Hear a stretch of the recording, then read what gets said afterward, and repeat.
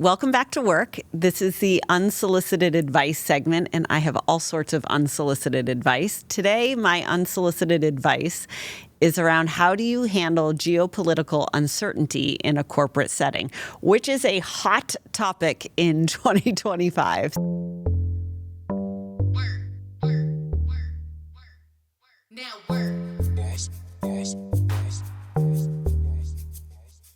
This has been a crazy year. Obviously, there's a new government. You could call it a regime. There's tariffs that are, in place that didn't exist before. Countries are becoming more nationalistic. The geopolitical landscape itself is changing.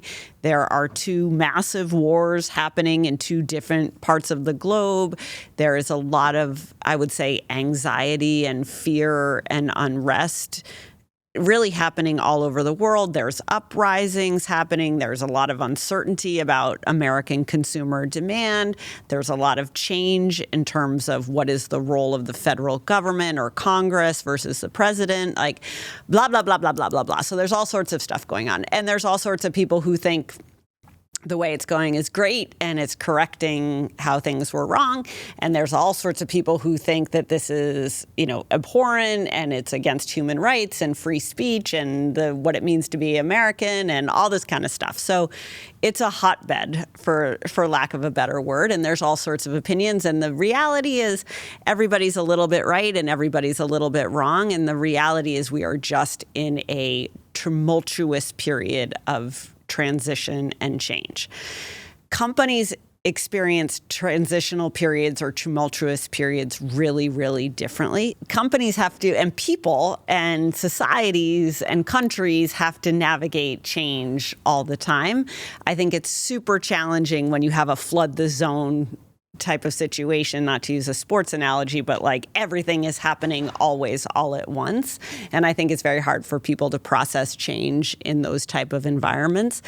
The biggest thing I think about, we have here at Schoolhouse and Food 52 a consumer goods company. So we have a media company. We create interesting and aspirational and creative and compelling and helpful content for people in social media on the internet. That's what we do at Food 52. We have a shop at Food 52 where we curate beautiful and artisanal and special and unique and helpful items for the kitchen and home. And then we have a way bigger business in Schoolhouse, which makes furniture and lighting and textiles and decor. And all three of those businesses are impacted by the geopolitical landscape. Now, why are they impacted? One, because where our goods come from, how they're made, who makes them, how they get here, what the country of origin is having a massive, massive impact on our P&L. You see this happening in a lot of different countries in a lot of different sectors. And then the second is our business is predicated on consumer demand. So if consumers have demand for goods, we're in good shape. If consumers don't have discretionary spending or don't feel like or feeling a high degree of anxiety or uncertainty or a muting of shopping and spending money, that's not great for our consumer goods business. And the same is true in our ad business. If advertisers are pulling back or advertisers are feeling reticent to spend money. You look at something right now, I'll give you like a timely example. You look at that, the president made a statement that Tylenol causes autism and that pregnant women shouldn't take Tylenol. Okay, I don't know if Tylenol causes autism or not, but the net is if I work for Johnson & Johnson and Johnson & Johnson makes Tylenol and Johnson & Johnson is looking to advertise Tylenol with Food 52, my gut is the Tylenol campaign is getting canceled right now because Tylenol and Johnson & Johnson have way bigger issues, which is that the president is saying their product causes autism. That in my small little ecosystem in the world called Food 52 has a massive bearing because our revenue number, how we pay for payroll, how we pay for rent, how we pay for staff, how we do the whole thing is predicated on an advertiser like Johnson & Johnson spending money in this quarter with us in a way that enables us to run our business. So there's all sorts of things like that happening all the time.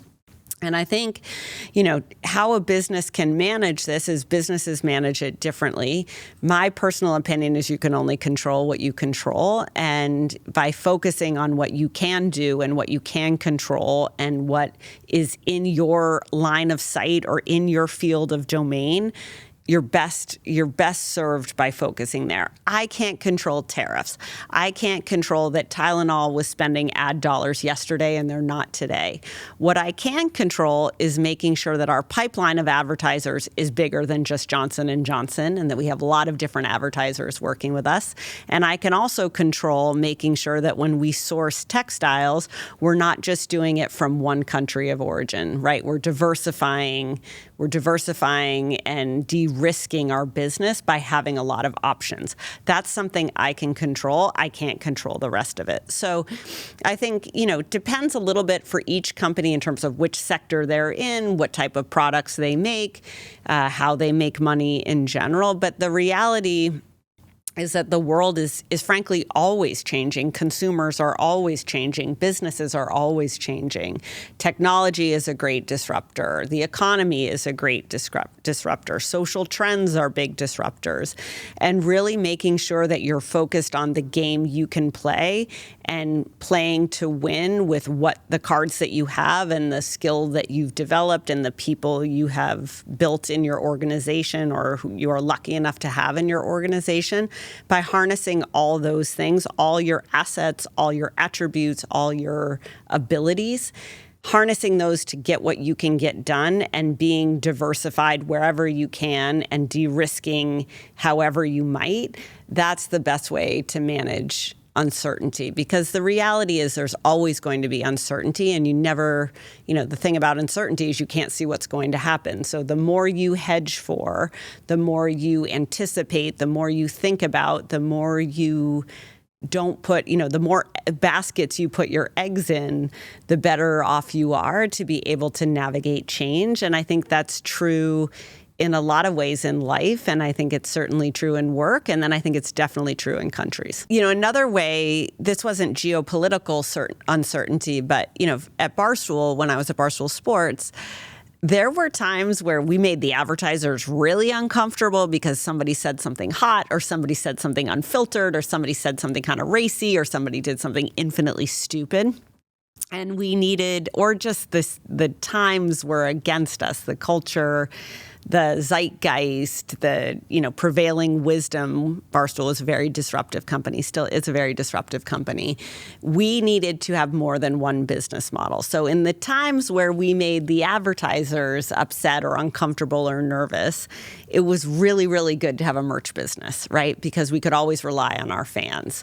And in the times where our fans, we'd already flooded them with T-shirts, or the Super Bowl had already happened and we'd already made, people had already made all the purchases they were going to buy. It was great to be able to depend on advertising to build the business, drive revenue, be able to pay for payroll, be able to pay for all the stuff, all the production, all the sets, all the things that we were doing. So in a lot of ways, not all businesses are fortunate enough to have multiple business models.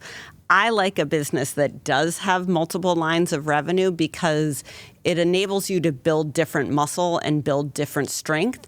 And you never know you never know. Sometimes both businesses are firing on all cylinders. Sometimes just one is, and sometimes one is faltering and you've got to fall back on the other. So it enables you to build different skills. I also think it's really healthy for an organization to have different muscles like that and to be able to have different forms of making money that ultimately and ideally contribute to the same goal. In the case of Barstool Sports, our goal was to reach fans. Our goal was to entertain them and to make them laugh. And our goal was to do so on social media in as many places as we possibly could. That was the game we were going to play. So when, in 2018, the world was very, very different than it is in 2025. A lot of advertisers were reticent to work with Barstool Sports. A lot of people were like apprehensive to put their brand next to ours. And therefore, having a merch business was really effective for us. Going to 2025, when I'm running a different type of business and I'm part of a different type of organization, in this case, having the ad business is a great salve for us because there is a lot of consumer uncertainty, and tariffs are having a massive impact in terms of our total margin and ultimately the health of our consumer goods business. So, point taken, like you never know which way it's going to go. Now work. So that was Unsolicited Advice. Thank you for listening to the Work Podcast. You can follow me at Erika on Instagram and at Erika_ everywhere else. You can also follow the Work Podcast. You can subscribe, you can rate, you can review, you can send us your topic for Unsolicited Advice, and we'll see you back here for our next episode.